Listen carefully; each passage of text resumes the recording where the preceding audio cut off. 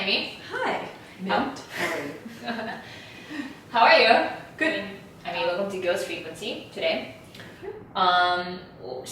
We just heard your recent performance. I heard it's a tribute piece. And so what's the story behind it, and why are you missing 6 and 2?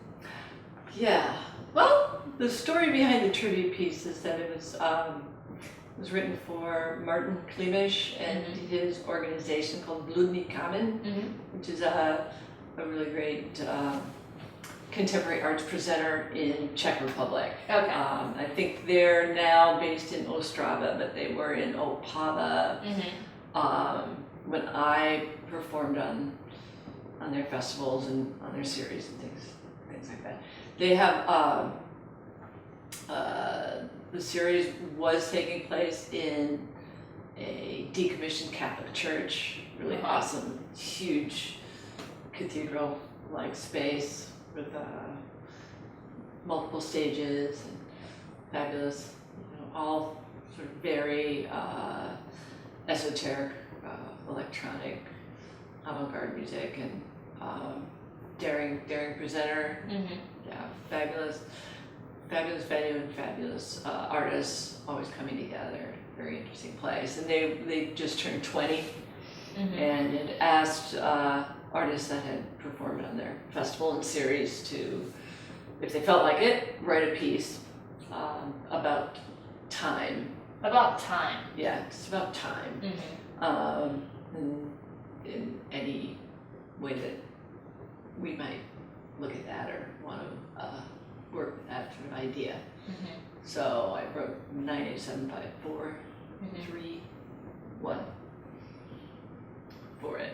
Cool. So it's about, you said it, when you say it's about time, like what kind of sense of time are you talking about here? Yeah. Well, I've been working in the totalist kind of realm for a long time, and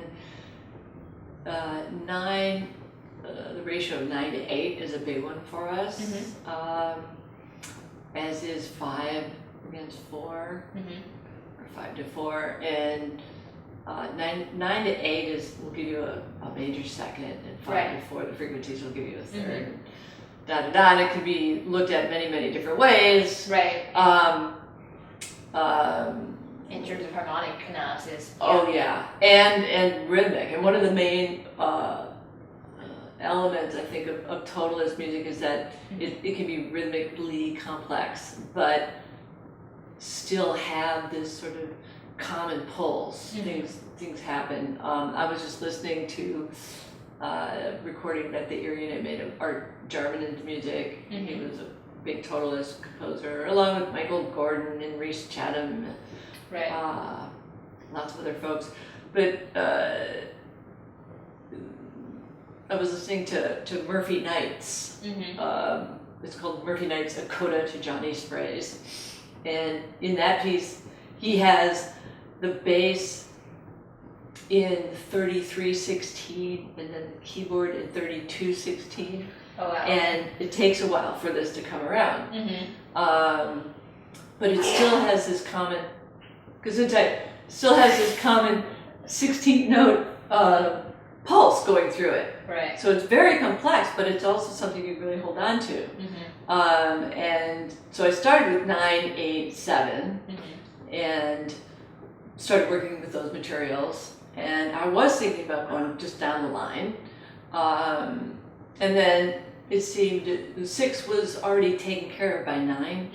Yeah, the kind of 3 pulse, yeah. Exactly, and the same with 2. Yeah, with 4, yeah. It was a little too obvious. I did drumming with Steve Reich. My first gig with the LA Philharmonic was drumming with Steve Reich. In, I guess it was in early 80s, I'm really bad with dates, sorry.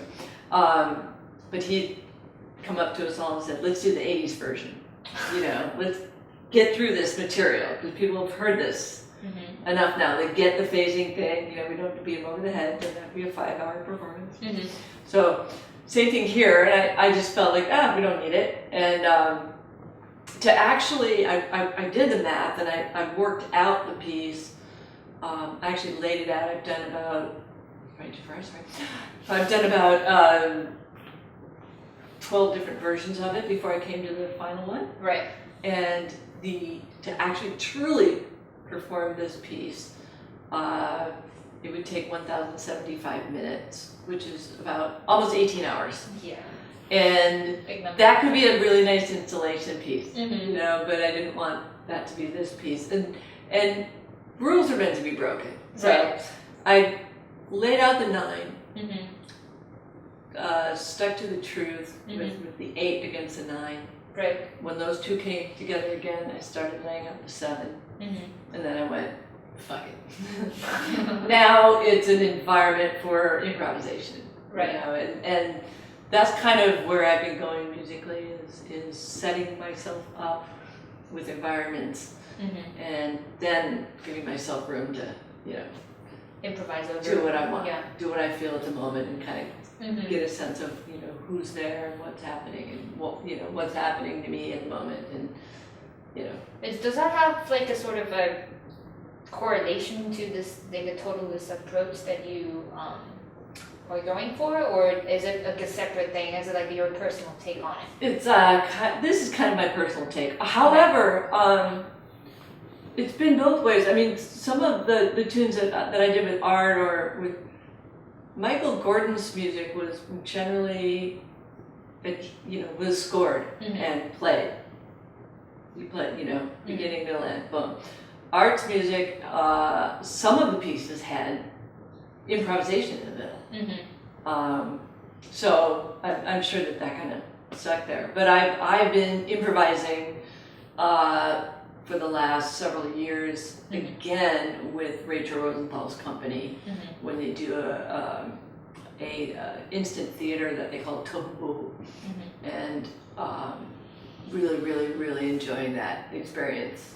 And I've never felt that comfortable improvising, you know, when I was younger, especially with electronics, right? You have to really have a palette of sounds, and Right. you can grab. These guys come out from backstage, and you don't know what they're going to wear, or what they're going to do, or what's happening. They have crazy costumes, and it may mean absolutely nothing, you know, and you need to come up with music for it instantly.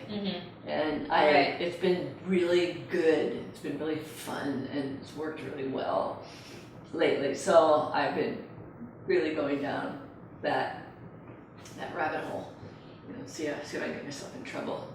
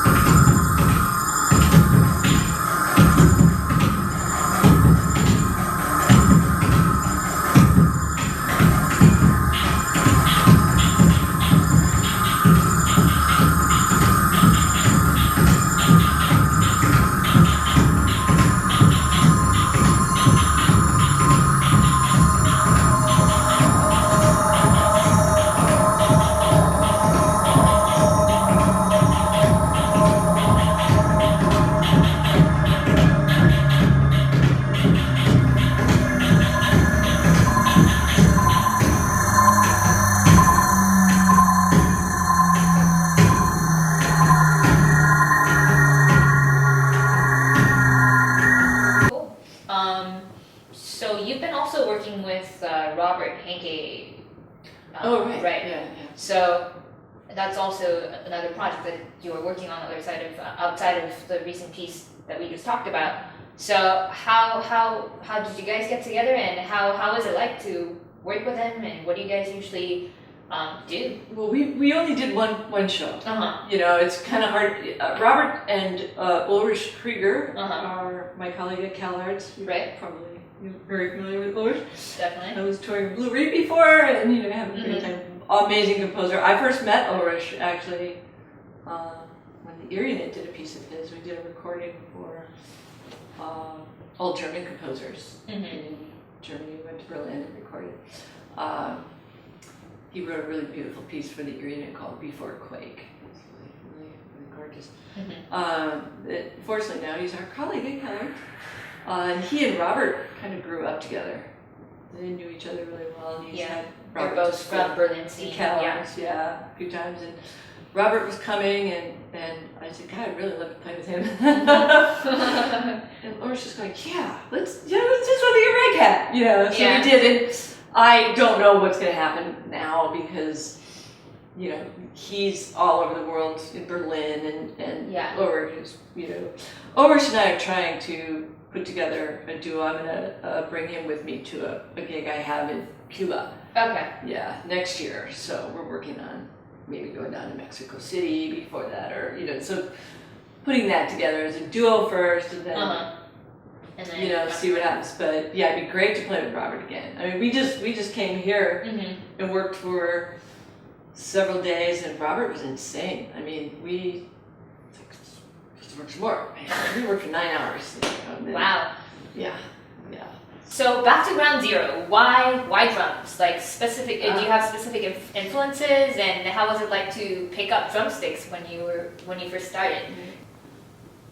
I just always, you know, I was a little kid and we had Quaker oatmeal boxes. I was just beating on.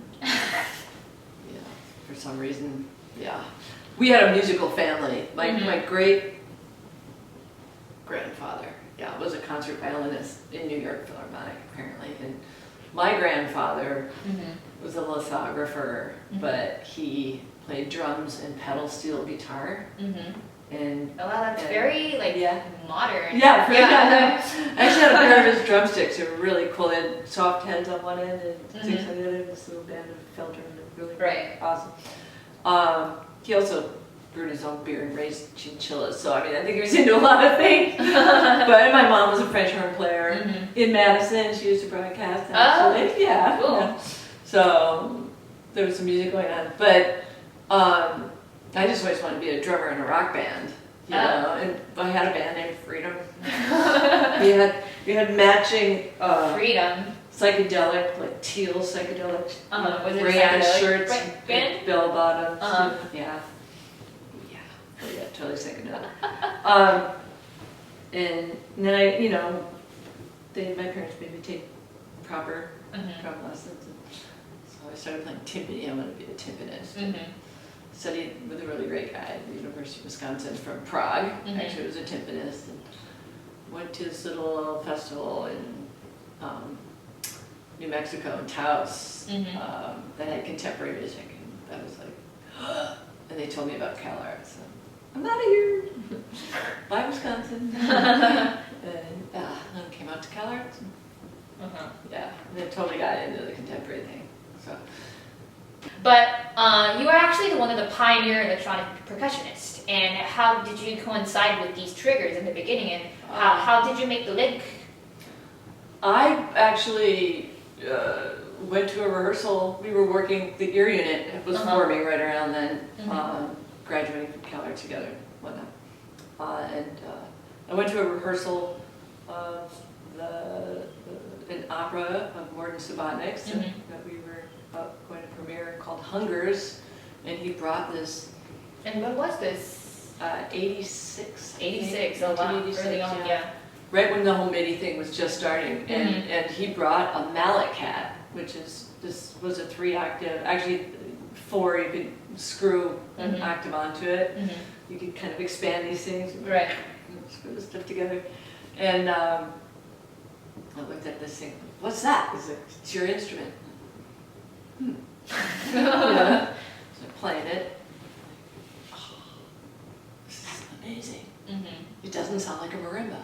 And back then, what was the software for it? Like it was not. It was FM synthesis. He was using Yamaha because Mort had moved kind of over from Buchla to FM synthesis and Yamaha gear. So it was like I was triggering a TX81Z. Oh, yeah. I see. Yeah, and what's really funny is I was playing. We were testing different sounds for the opera, and I'm going, this one feels better. This sound feels better. Yeah. I'm like, that's impossible, No, it really feels better. This sound, and what it was something I'd never forgotten. I try to always kind of impart to my students is that Yamaha was really good at adding sort of white noise to velocity.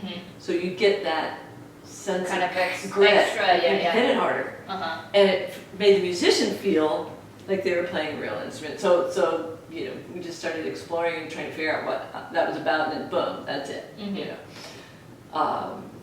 So yeah, but I realized, being, I can have any sound I can imagine. So I started getting samplers. I was using a Kai S900 and Kurzweil K2000s and stuff like that. These so-called MIDI controllers or like triggers instruments are so much more accessible and diverse. Like there are lots of kinds, like millions of kinds, and there are like a lot of companies that are developing and they're like really their endeavors like in this area specifically. And how is it like to see the changes over the time, and especially the influence of these devices on new music for you? And do you have a specific view, or point of view on this trend? Pickles does. Yeah, he wants a motorcycle.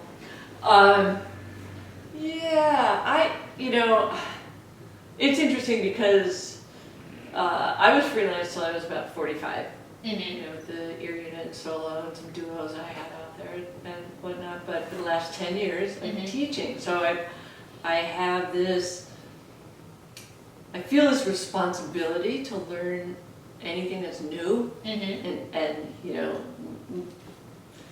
explain it to my students. Right. So I think part of that, what I work with comes from that, but also I'm a kid in a candy store, so something new comes out, I want it. I have a push, but now they have a new one, so now I want a new push, and it's really not, that different, but I still, I gotta really want to check that out.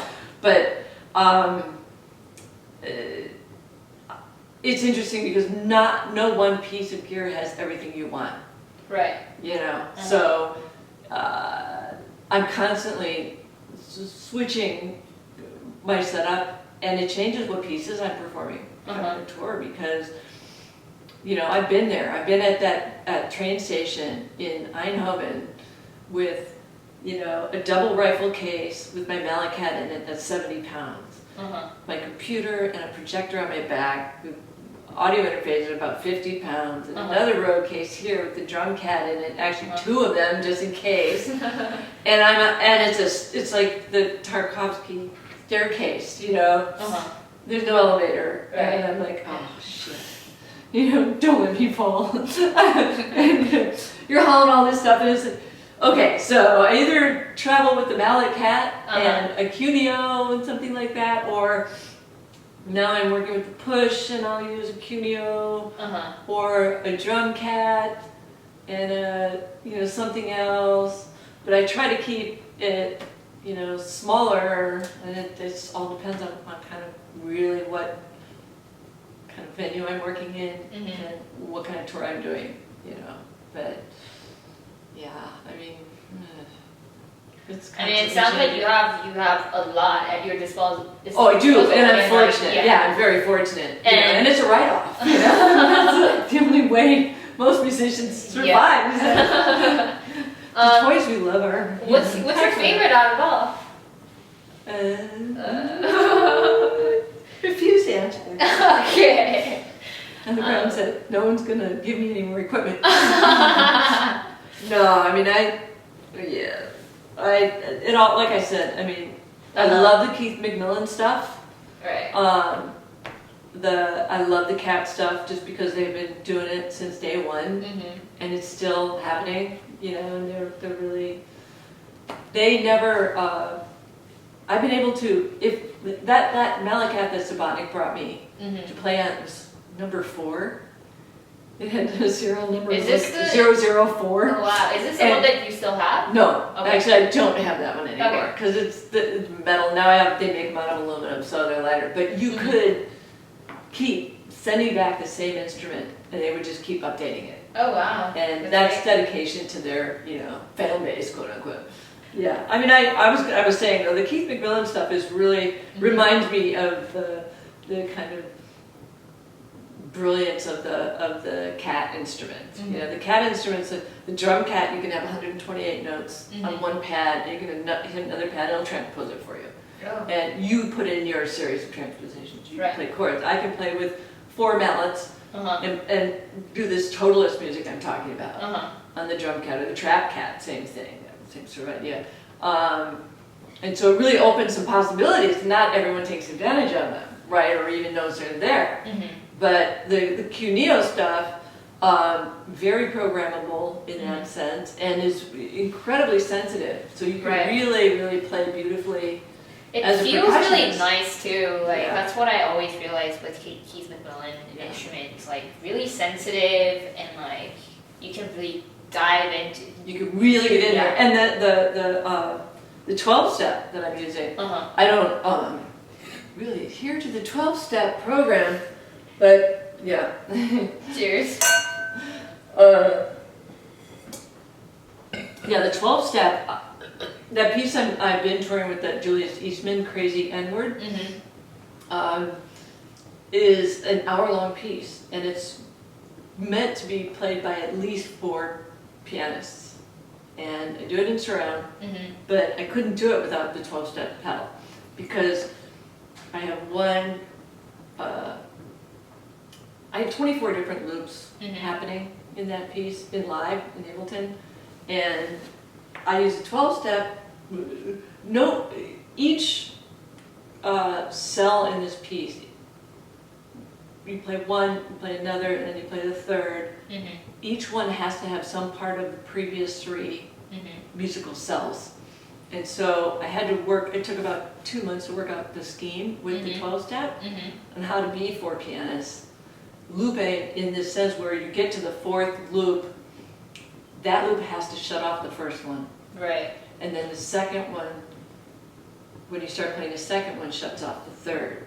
And then, it's sort of this whole elaborate leapfrogging scheme 4 times simultaneously. And that was the only pedal board out there that could do it with it. It's like $150.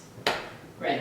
And it's, Velocity. X and Y, velocity sensitive and pressure sensitive, and it's got tilt, and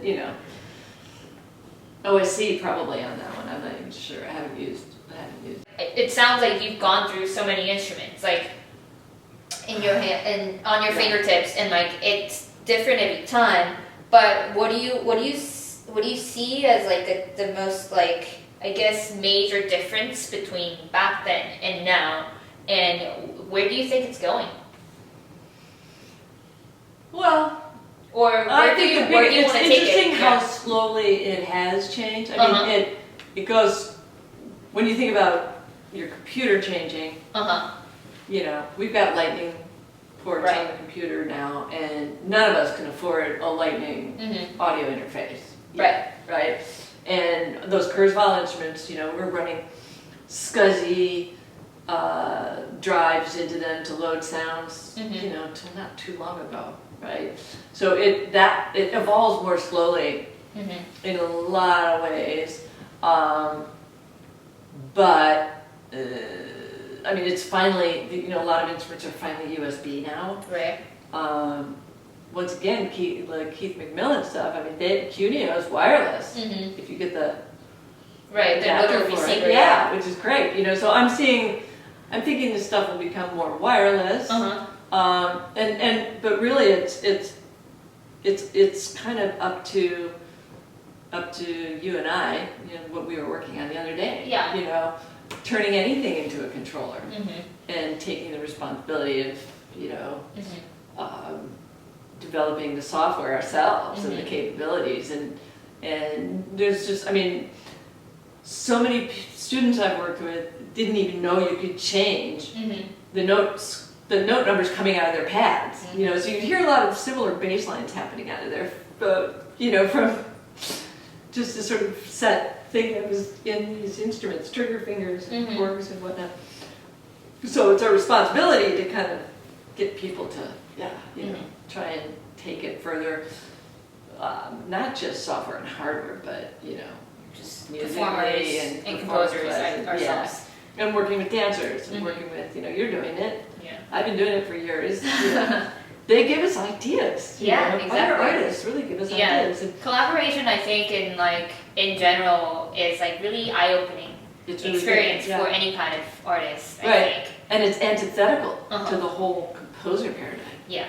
Exactly. You have to write your own piece, and and that's just bullshit, right? I mean,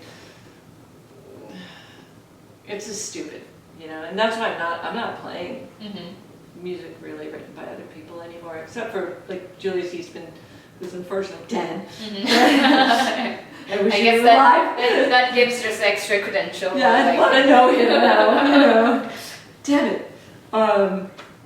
But yeah, it's funny. I actually had a conversation with Mort when the Ear Unit was doing the crazy N-word piece. It's like, God, we made postcards for all our concerts. I'm like, Mort, you knew Julius. Can I put this on a postcard? He's like, no, we don't know.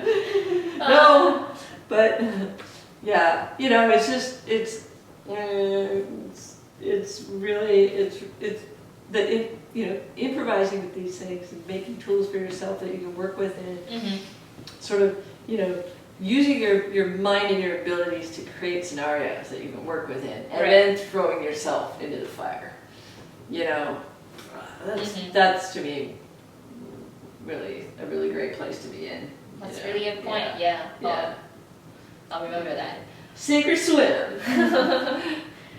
My grandfather threw my mother in the lake. Wisconsin, he really did. It's like, here you go, sink or swim. Crawled back up on the beach. And I mean, I guess it's really open-ended, and like as long as we are alive, like we take the responsibility of like where it's going and sink or swim. Exactly. So, do you consider some aspect of your work is unheard or rare per se? I mean, I'm just asking in terms of like the uniqueness and rareness and how you see your work and yourself as an artist. A lot of people are not hearing what I'm doing right now. I mean, the Ear Unit had its time, and but that's long over. It was over before we retired ourselves. Or I retired ourselves. And there's a lot that's not.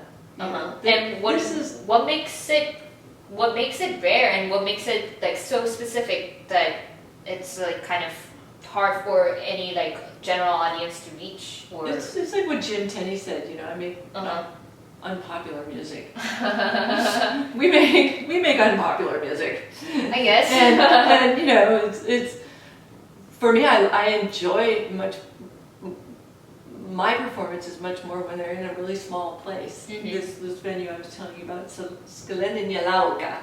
You got to crawl up, 4 flights of stairs to get to this little attic, and they could fit maybe 40, 50 people in there. But it's always been my favorite place to play because the people that are there really have a clue what the hell you're doing, and will know if you fuck up, and they'll know if it's a good night. They'll know the difference, and they're open to what you're trying to do. They're open to something. They want something to shock them or piss them off or make them feel something, And so you enjoy going away from the bigger venues and just really kind of do these crazy Poland, Czech Republic, Slovakia, and the circuit. Eastern Europe scene. Yeah, Eastern Europe. Yeah, former. They don't like to be referred to as Eastern Europe anymore. But these guys are great. You know? Yeah, so it's like my second family over there. Yeah. So I don't know, the Unheard thing, you know. You just enjoy being in an experimental yeah. scene and yeah. small, keeping it small and doing. you know. But it's not that. To me, Yeah. what really, you know, what I really want to do. I mean, I'm having a blast playing this music now, and you know, I did a performance recently. I'm going to do down at this house concert in Venice. That was for Rachel Rosenthal, sort of a version of a piece that I did for a mother and her daughters in Uzbekistan, in Tashkent, that blew themselves up because their husband was murdered by the police. And you know, it's a totally different piece. You know, it's Malakat. It's written out mostly. It's interactive video with, you know, all sorts of stuff. I mean, I shot some video when I was in Mexico for that. We were at this amazing place called Yalku, and it's a brackish water. It's sort of half river, half ocean, and you can snorkel there. And but they had this gorgeous sculpture garden, and it's almost all women figures. And so many of these figures reminded me of Rachel, who was, you know, a young woman in France, you know, before Hitler came in, and had tutus engineered by Madame Karlovskaya, and there's pictures of her, you know, being held up by her, you know, this big athlete guy at the beach, and she's in her tutu, and you know, just all this beautiful imagery of this kick-ass woman who shaved her head in the end at her performances, and you know, so I mean, it reminded me of her. So I would bring video of that in, and it's just, this is just after she died, and so no matter where you are, if you're an artist, you can find things, you know, that have meaning to something that you're planning on creating, or you know, so you have to always kind of keep your eyes open and, you know, be seeing things, you know. Right. And I'm not a video artist, you know, but I'm pretty damn good at triggering video and manipulating simple things that have real visceral connection to what I'm doing musically. And to me, that's all I need to be. You know, I need to work with a you know, a video artist again. Richard Hines in the other room has been a collaborator for many years. But you know, he was a photographer, he never did video before. And you know, we came up with some really interesting stuff in the past. So. That's awesome. Yeah. You are rare in terms of like the music scene, and not only because you are one of the first, you know, electronic percussionists who were greatly endeavored yourself in this kind of a trigger with instruments and electronic music, but also you, I mean, frankly, just to say, like, there aren't many female percussionists out there in the music scene, just to be very, you know, upfront with it. Do you have your own point of view on that, or do you rather not try to consider that and, you know, try not to think about, you know, this, like, put this gender glass on top of the general, like, music point of view? Like, yeah, it's interesting. I've never been a feminist, because I never had to. I mean, I just always did what I wanted and managed to somehow get away with it. Right. You know, and I grew up a tomboy, and I have an older brother. I just got through watching the Packer games. I was swearing and screaming more than he was. And I grew up in a percussion room with a lot of men, but actually there were 3 female percussionists at Curated when I was there from Wisconsin. Oh, wow. Okay. Yeah, so I mean, you know, it kind of felt normal to me. Okay. So I did get a grant, my first grant, you know, it was from the city, you know, facet of the city of LA, and I went to the ceremony, and I'm like, okay, there's a Native American Indian over there, and there's an African American over there, and then there's me, and I'm like, oh, I'm a woman. That's why I got the grant. Okay. You know, and so I was like, fuck, you know, shit. So from then on, I was just bound and determined to really kick some royal ass.